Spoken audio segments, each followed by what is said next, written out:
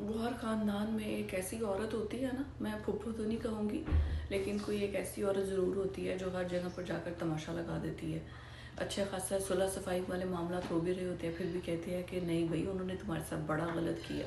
तो नरेंद्र मोदी का हाल भी वही है। वो जनाब निकले हैं 5 रोज़ा दौरे पे। सबसे पहले उन्होंने 5 ममालिक के दौरे पे सबसे पहले वो रुके अबू धाबी, और उसके बाद उन्होंने अगले 4 स्टेशन को यूरोपीय ममालिक में जाना है।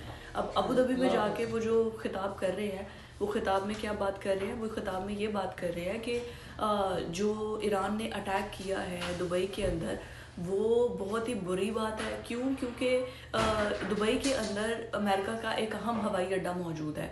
अब उस अहम हवाई अड्डे को मुतादिद बार ईरान ने टारगेट किया है। अब मुतादिद बार टारगेट करने का मतलब यह है कि उन्होंने दुबई की सोवरेनिटी पर अटैक किया है। लेकिन जो दुबई ने जिस तरीके से काबिल सताइश है, जिस तहम्मुल से और सब्र से इस पूरे मामले को देखा है, हम उस पर दुबई की तारीफ करते हैं। मतलब वो कि उनको गुस्सा नहीं भी आना ना, तो ऐसी बातें सुन के गुस्सा आ जाए कि भाई देखो तुम्हारे मुल्क के अंदर अटैक करके कुछ चला गया।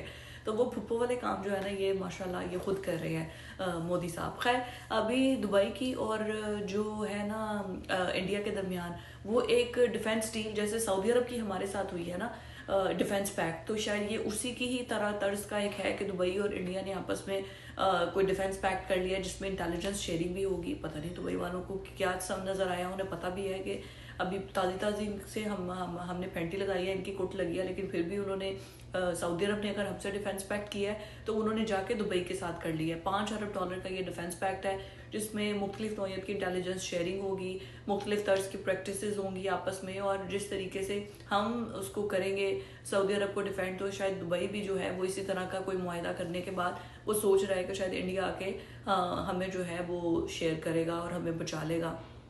लेकिन ऐसा कुछ हो नहीं सकता, क्योंकि इंडिया के जो है वो अपने मामलात बहुत अच्छे हैं ईरान के साथ। अब चूँकि ख़राब हो चुके हैं, अब ईरान को भी समझ आ गई है कि किस तरीके से डुअल गेम खेल रहा है। लेकिन ये पाकिस्तान के लिए अलार्मिंग इस वजह से हो सकता है कि जो भी है पाकिस्तान और दुबई के दरमियान पहले भी ताल्लुकात बहुत अच्छे थे, और अभी भी चाहे जो हमने उनके पैसे वापस किए हैं, बट स्टिल एक बरादर इस्लामी मुल्क है और हम उनके साथ ताल्लुकात कभी भी ख़राब करना नहीं चाहेंगे। लेकिन एक हमारे दुश्मन के साथ उनका इस तरीके से डील हो जाना, डिफेंस पैक्ट हो जाना और आपस में इंटेलिजेंस शेयरिंग करना, तो ये एक तरीके से एक ऐसा कदम है जो कि पाकिस्तान के लिए थोड़ा सा जो है वो बड़ा सरप्राइजिंग सा होगा। लेकिन खैर, हम अगर इंडिया को संभालना जानते हैं तो फिर अगर दुबई भी उनके साथ इलाक़ हो जाता तो हमें पता है हाउ टू हैंडल।